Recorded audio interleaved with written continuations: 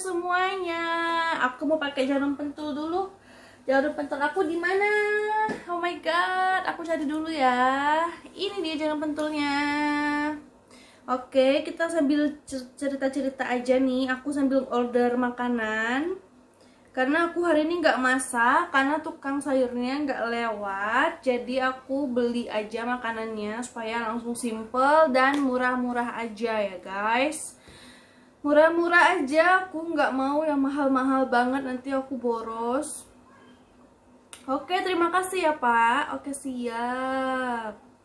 Nanti kalian temenin aku makan ya, karena aku nggak bisa makan kalau nggak ada temennya. Jadi anggap aja ini percobaan untuk mukbang ya teman-teman. Karena kan aku nggak pernah makan depan kamera sebelumnya. Jadi aku anggap aja ini percobaan aku untuk mukbang. Ini ada casan di sini, di depan kalian ada casan karena HP aku lagi habis baterainya.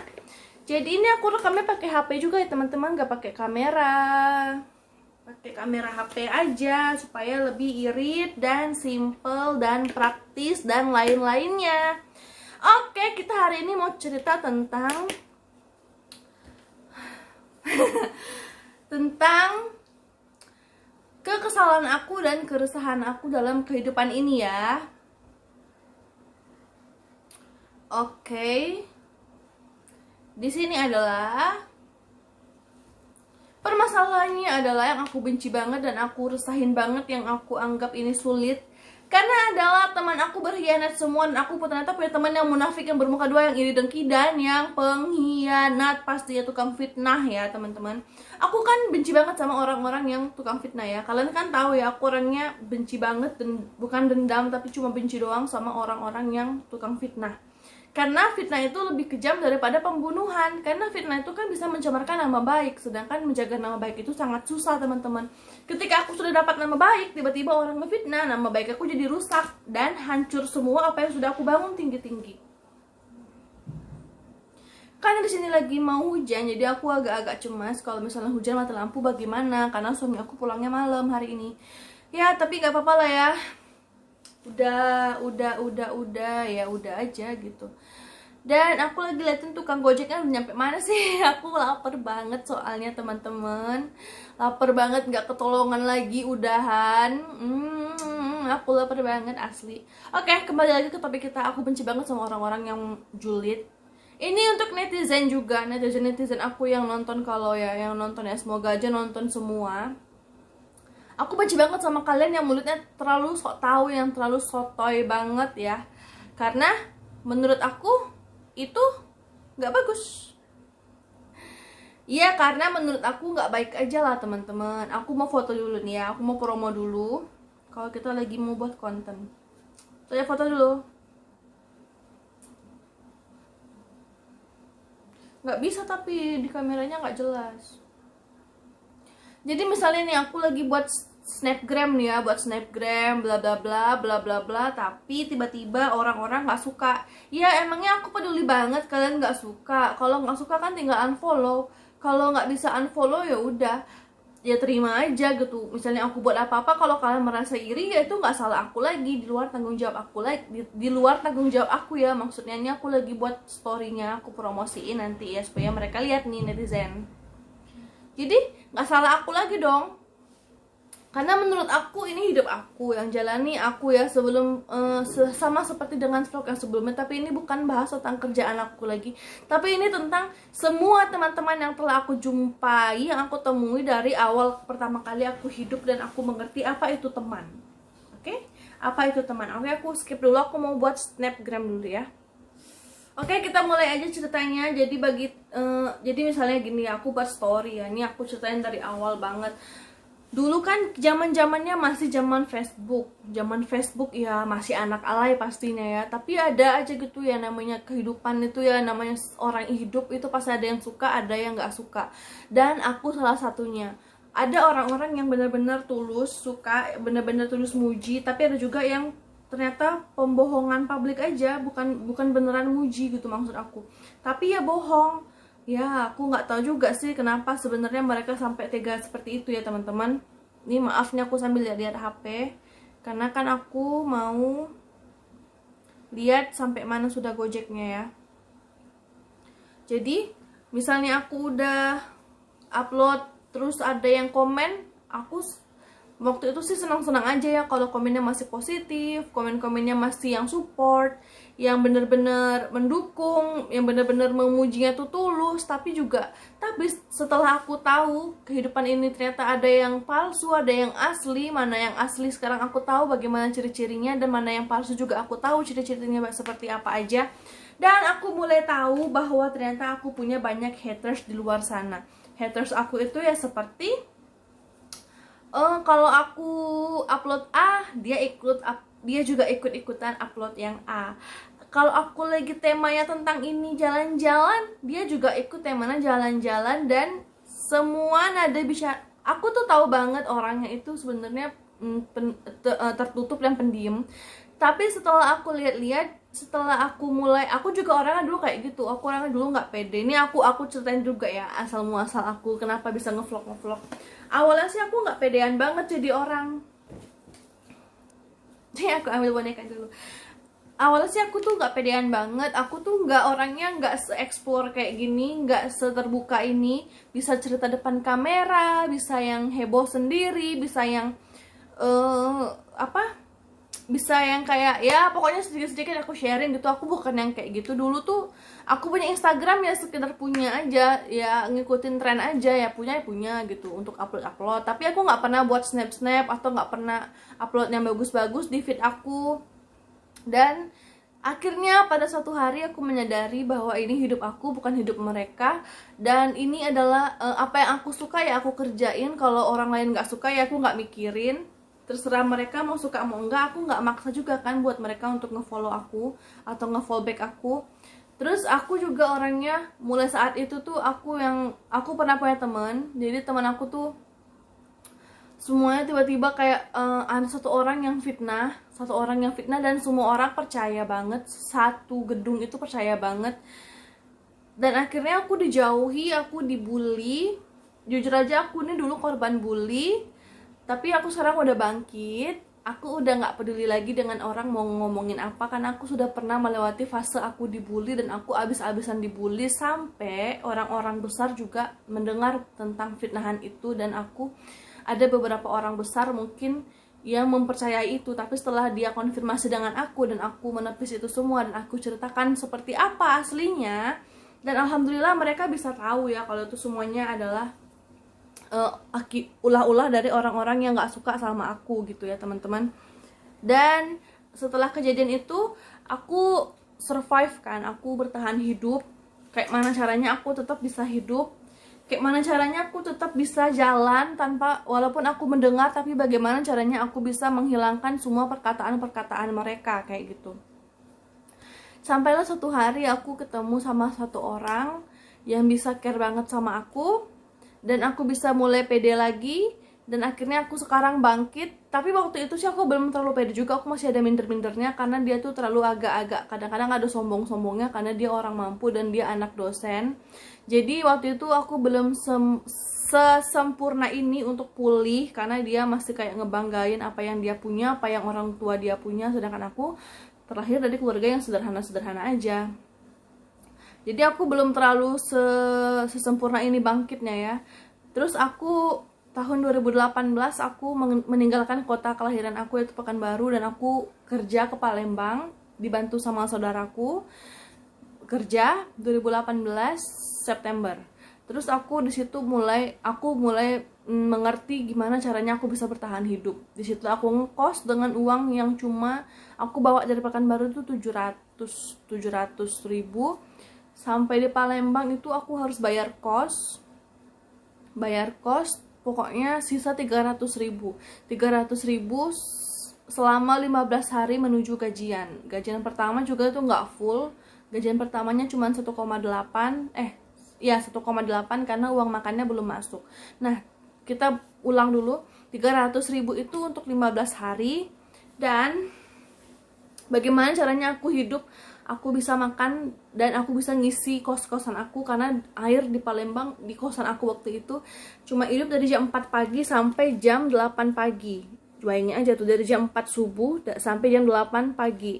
Nah, bagaimana caranya aku nampung air waktu itu? aku dapat kosan yang bak mandinya kotor banget, nauzubillah kotor banget, dan aku harus kuras dulu. Jadi bener-bener hari pertama aku ngekos itu kayak kurang tidur banget, bangun jam 3 terus gak bisa tidur lagi. Jam 4 aku udah nampung air, langsung aku udah nampung air, aku sikatin semua itu bak mandinya. Besoknya kita ke pasar. Oh iya lupa, belum hidup hari pertama aku di kosan, belum hidup airnya masih mati, dan hari keduanya baru hidup. Dan hari pertama itu aku diajak untuk belanja ke pasar untuk beli alat-alat kosan. Sampai udah gitu aku beli lipstick, karena lipstick aku hilang waktu di jalan dari Pekanbaru ke Palembang. Jadi aku beli yang murah banget, sumpah guys, cuman harga 10.000. Itu merek Purbasari, iya Purbasari kalau nggak salah aku, yang kecil banget kayak gini. 10.000 di pasar, aku nggak tahu itu asli apa enggak, tapi itu pokoknya 10.000. Terus untungnya nggak kenapa-kenapa, bibir aku sampai sekarang nggak ada alergi, alhamdulillah. Jadinya aku bersyukur juga sih, 300.000 akhirnya cukup. Aku makan Indomie, aku makan telur, pokoknya cuma makan Indomie sama telur, seingat aku ya, Indomie sama telur, ya Indomie sama telur. Gajian pertama 1,8 aku kirim ke mamaku di Pekanbaru, sekitar 500. Aku ngirim nggak ya waktu gajian pertama ya, kayaknya ngirim, lupa juga ngirim nggak ya, nggak tahu, aku lupa. Pokoknya aku bertahan hidup lagi. Nah habis itu aku mulai tahu, aku sekarang sudah kerja di kantoran, bukan ngajar les lagi. Nggak mungkin selamanya aku nggak pede, nggak mungkin aku minder terus. Jadi aku bertahan hidup, dan akhirnya aku maju, aku bangkit, aku healing diri aku sendiri. Di kosan aku sendiri, nggak ada TV, nggak ada kipas angin, ya bener-bener sendiri, nggak ada temen juga. Jadi cuma ada HP aku waktu itu dua, satu yang besar, satu yang kecil. Nah itu tuh mana aku harus ngisi kuota, jadi aku nggak buka apa-apa, aku nggak buka YouTube, nggak buka apa-apa, pokoknya bener-bener cuma dengerin MP3 doang.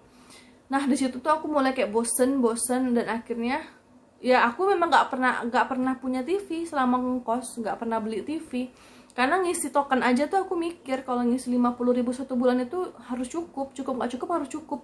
Jadi kadang-kadang kalau misalnya tokennya kira-kira udah mau habis dan gajian masih lama, aku nggak mau ngisi token lagi, aku takut uang aku kurang. Karena gajian pertama kan cuma 1,8, jadi aku takut uangnya kurang dong. Terus akhirnya aku nggak ngisi token, cuma ngisi 50.000 satu kali. Terus kalau malam aku harus tidur dengan kegelapan. Cuman mas aku lampu dapur sama lampu ruang tamu itu mati, cuma lampu kamar sama, nah waktu itu juga belum ada lampu teras guys. Ya belum ada lampu teras, aku inget banget aku nggak punya lampu teras, cuma ada lampu ruang tamu, kamar mandi, dapur, dan kamar aku. Lampu luar belakang juga belum ada, karena nggak ada yang masangin teman-teman.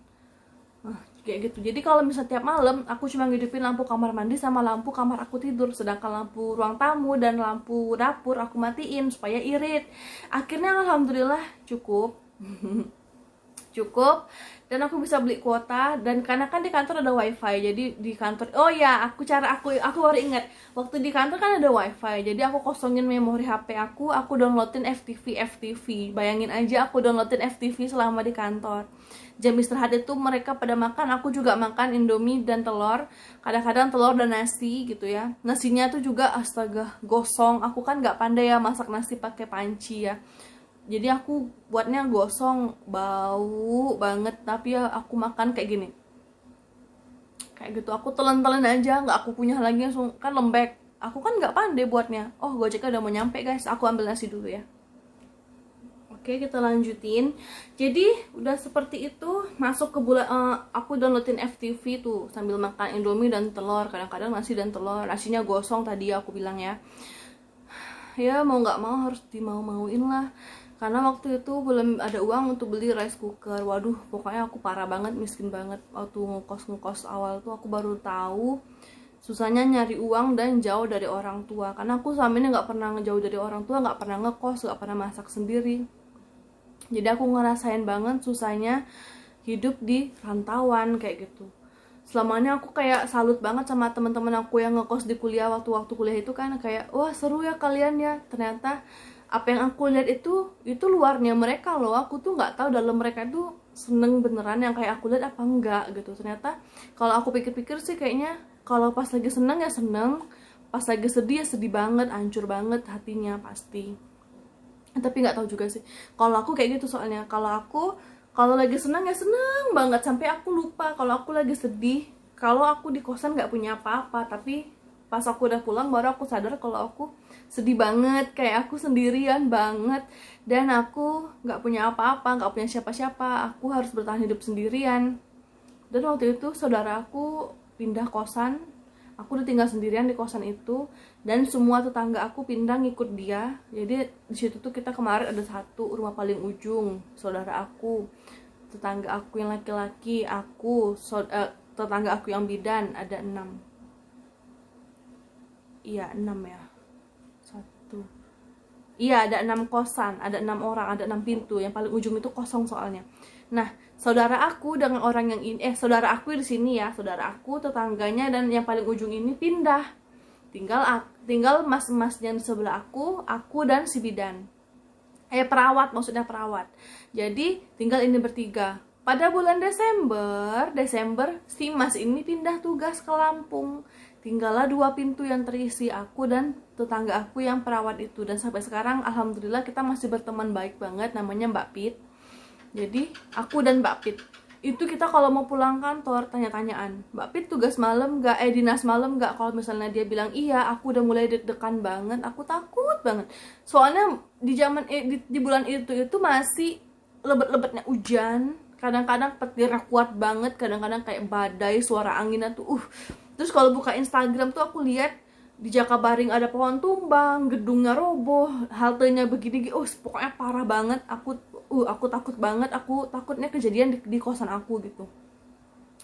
Dan waktu itu aku mau tahun baruan ya, tahun baruan tuh aku diajak sama teman kuliah aku tuh kebetulan lagi di Palembang juga. Jadi teman kuliah aku ngajakin tahun baruan yuk kita lihat kembang api di Ampera. Aku seneng banget kan, aku kan nggak pernah keluar ya selama di kos, aku nggak pernah kemana-mana, nggak ada yang ngajak, nggak punya teman juga, dan aku takut.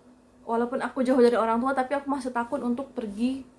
Walaupun orang tua aku nggak akan tahu walaupun kalau misalnya aku pun pergi gitu ya, tapi aku tetap, karena aku kebiasaan di rumah terus dan aku takut, emang orangnya takut aja. Jadi ya udah, aku nggak mau kemana-mana. Pas malam tahun baruan aku mau pergi, aku udah siap-siap, datang WA di grup. Ternyata Pak Ok tadi minta data. Pak Ok tadi itu adalah sekarang suami aku guys. Pak Ok tadi minta data dan harus dikumpul malam itu juga. Akhirnya aku bete, aku kesel, aku buka baju lagi, aku bilang sama temenku kalau aku nggak bisa pergi ke Ampera.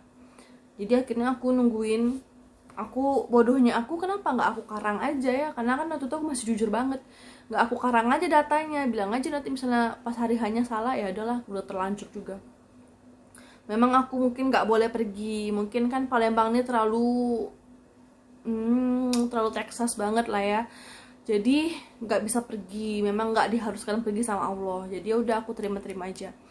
Apalagi yang mencegah itu suami aku sendiri sekarang. Waktu itu adalah Pak Ok tadi, yang dimana dia tuh suami aku sekarang. Berarti sebenarnya dia tuh udah ngejagain aku dari awal kita bertemu. Tapi akunya kesel, aku kayak bilang, iya apaan sih ini bapak-bapak nyuruh-nyuruh aja gitu.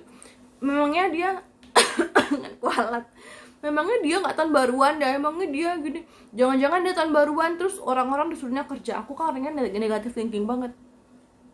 Pas aku kirim akhirnya dia bilang oke terima kasih mbak, kan kurang ajar ya, cuma gitu doang. Aku nggak jadi pergi, dan akhirnya aku sedih banget. Waktu itu kosan sepi, cuman aku sendiri isinya. Mbak Pit tugas dinas malam, atau dinas malam apa pulang kampung gitu, pokoknya aku sendirian di kos.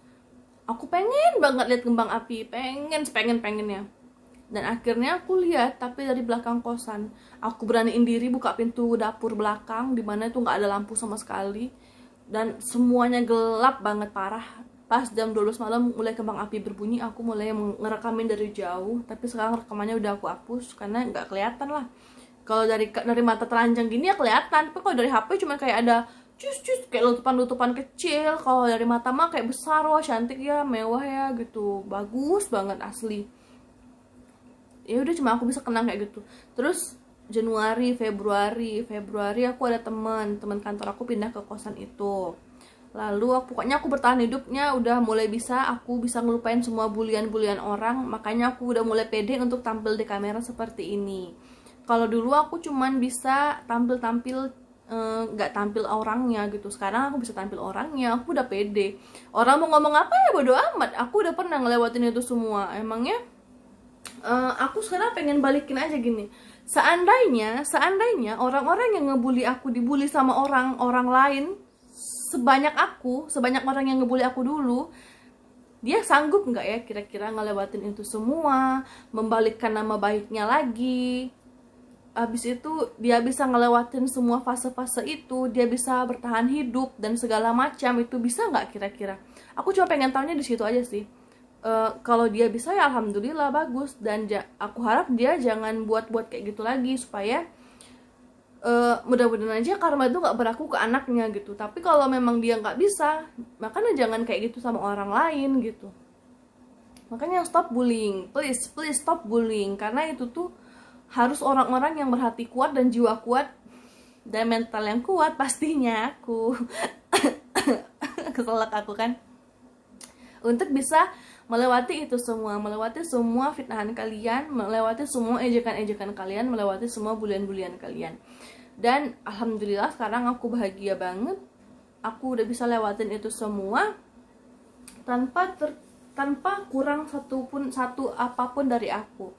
Aku tetap baik sama kalian, aku tetap ramah sama kalian, aku tetap care sama kalian, aku nggak ngejauhin kalian, aku nggak balas dendam sama kalian, aku nggak ngapa-ngapain kalian mau apa ya terserah kalian, asalkan jangan ganggu aku. Tapi kalau kalian mau ganggu aku lagi ya silakan, aku udah pernah melewati itu semua sebelumnya, jadi aku sekarang udah nggak peduli. Aku sekarang udah yang kayak ya ini hidup aku, terserah aku mau ngapain kayak gitu. Dan lanjut lagi, semuanya itu adalah tentang waktu yang akan jawab semuanya. Aku percaya banget karma itu ada. Soalnya ada beberapa orang yang aku lihat sudah terbalaskan, udah dibalas sama Allah. Jadi aku udah seneng. Aku bukan seneng sih, maksudnya ya mungkin waktu itu aku seneng, tapi sekarang aku kayak kasihannya tuh gini, yang kayak aku bilang tadi, bisa nggak ya dia tuh ngelewatin takutnya, dia pura-pura bahagia, terus di depan orang lain dia kayak happy, tapi dia sebenarnya sedih banget. Kalau aku dulu memang aku kayak ngurung diri gitu, awalnya aku ngurung diri, terus lama-lama aku butuh uang, aku kerja, aku ngajar les kesana kesini, dan itu yang membuat aku, memotivasi aku banget. Anak-anak murid aku menganggap aku itu ya aku sesuci-sucinya aku, tanpa ada fitnahan orang. Mereka nggak pernah dengar fitnahan orang kan. Jadi mereka tuh menganggap, wah guru aku datang membawa ilmu untuk aku gitu. Dan aku dianggap baik banget sama keluarganya, diterima banget sama keluarga mereka. Aku senang banget, kayak masih ada orang yang peduli sama aku gitu. Walaupun di luar sana banyak orang yang ngebully aku, yang fitnah aku gitu. Tapi alhamdulillah semua itu hempaskan dengan seiringnya waktu berjalan. Kemudian teman-teman banyak ya, mulai banyak ya, aku sudah mulai tampil di Instagram. Pertamanya Instagram aku yang Putri Windiana itu nggak aku jadiin untuk aku berbagi, tapi aku punya Instagram satu lagi namanya Bella Windiana. Nah di situ aku mulai alay, dan karena semua teman-teman aku yang di Putri Windiana itu nggak ada di Instagram aku yang Bella Windiana gitu. Hanya ada beberapa teman-teman baru. Di sanalah di Instagram aku yang Bella Windiana itulah aku bisa berbagi kayak mana aku sebenarnya. Aku bisa menjadi diri aku sendiri, aku bisa nyanyi, aku bisa selfie, aku bisa cerita-cerita sambil story aku, sambil snapgram. Dan akhirnya percaya diri aku mulai bangkit. Aku kerja di sini di Palembang, aku makin percaya diri lagi, bahwa aku bisa keluar dari zona buruk itu, zona Pekanbaru yang buruk itu, yang orang-orangnya mungkin jahat banget sama aku bisa keluar dari situ. Aku tuh udah bersyukur banget. Lalu aku masuk ke Palembang dengan hati yang sukacita, karena aku bisa kerja tanpa harus memikirkan orang-orang yang benci sama aku. Karena aku lihat orang-orang yang benci sama aku, setelah mereka tamat, mereka ya gitu-gitu aja. Ada yang kerja, ada yang enggak. Jadi aku bersyukur aku masih bisa kerja, aku masih punya pengalaman banyak, pengalaman aku ngajar les, pengalaman aku jadi guru, pengalaman aku kerja di PT kayak gitu. Karena nggak semua orang yang setelah lulus mereka bisa punya pengalaman kayak gitu, yang bisa bertahan hidup seperti aku. Karena kalau orang gengsi itu nggak ada apa-apanya cuy.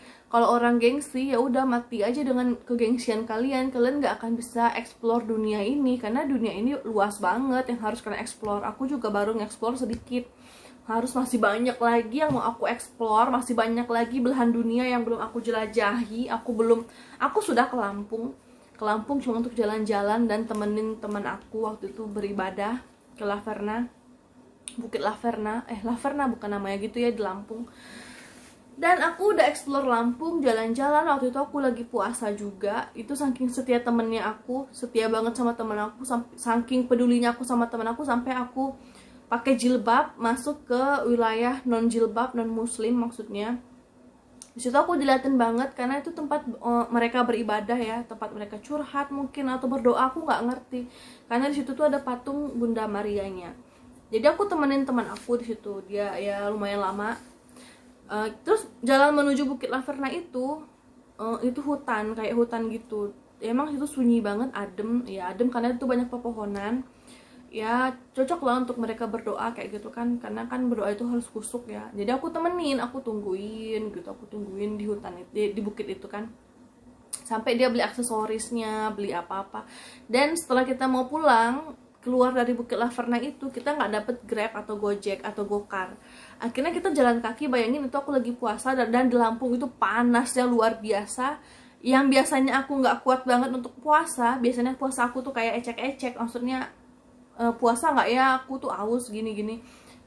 Dan nggak tahu kenapa Allah memberikan aku kekuatan dan aku puasanya penuh sampai hari maghrib. Akhirnya kita jalan kaki tuh dari Bukit Laverna keluar tuh ada sekitar setengah jam, mungkin kurang lebih setengah jam. Itu panas minta ampun, nggak ada pohon di pinggir jalannya. Dan mereka minum nggak ya, kalau nggak salah mereka beli minum. Dan dia dua orang, temanku dengan saudaranya dan aku sendiri yang muslim. Jadi mereka berdua minum, aku nggak minum ya, karena aku puasa kan.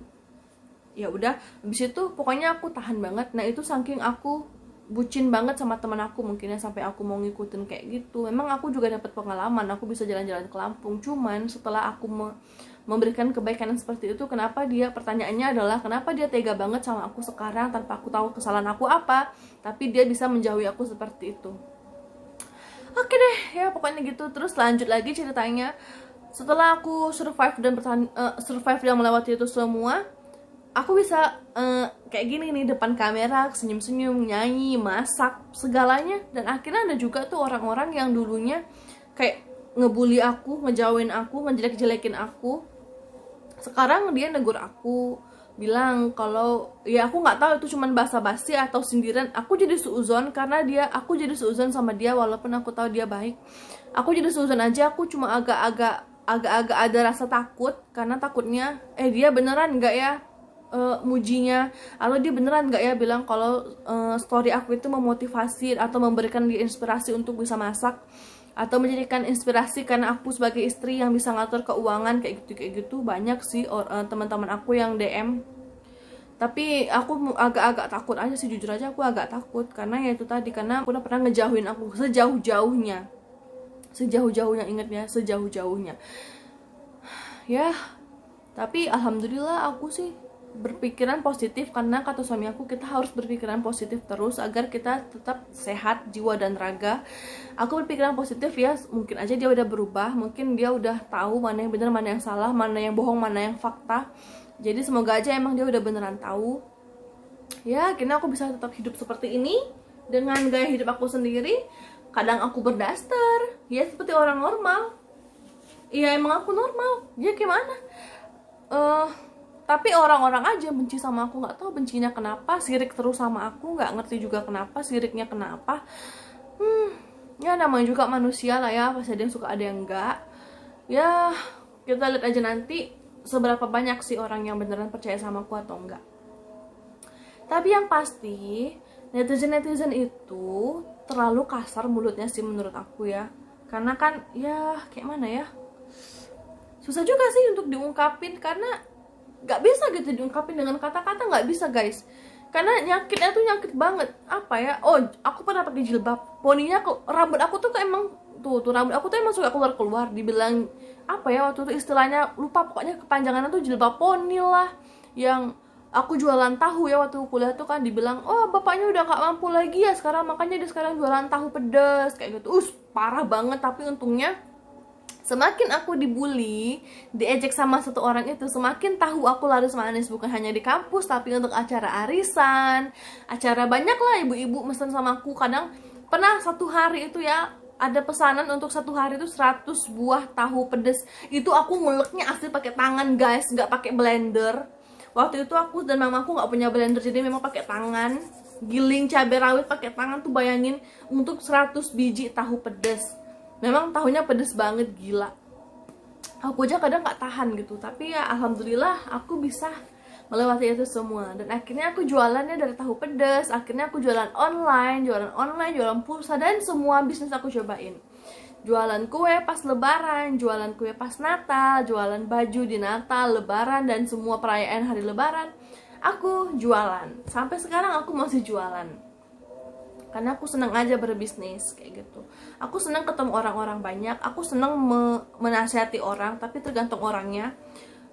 Kalau menganggap nasihat aku itu adalah sesuatu kesombongan dari diri aku, itu adalah orang-orang yang bodoh. Tapi kalau orang-orang yang bijak, mereka menganggap apa yang orang lain iriin dari aku itu adalah semuanya bukan sebuah kesombongan aku, tapi itu sebuah motivasi untuk kalian agar kalian bisa juga seperti aku.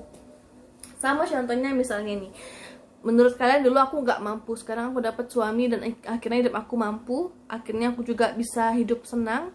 Itu bukan kesombongan, tapi itu adalah sebuah motivasi untuk kalian agar kalian bisa juga hidup mapan dan bisa juga tetap bangkit dan terus berkaya dengan cara kalian masing-masing, dengan gaya hidup kalian masing-masing. Ingat, tetap bersyukur, jangan pernah ada rasa sombong.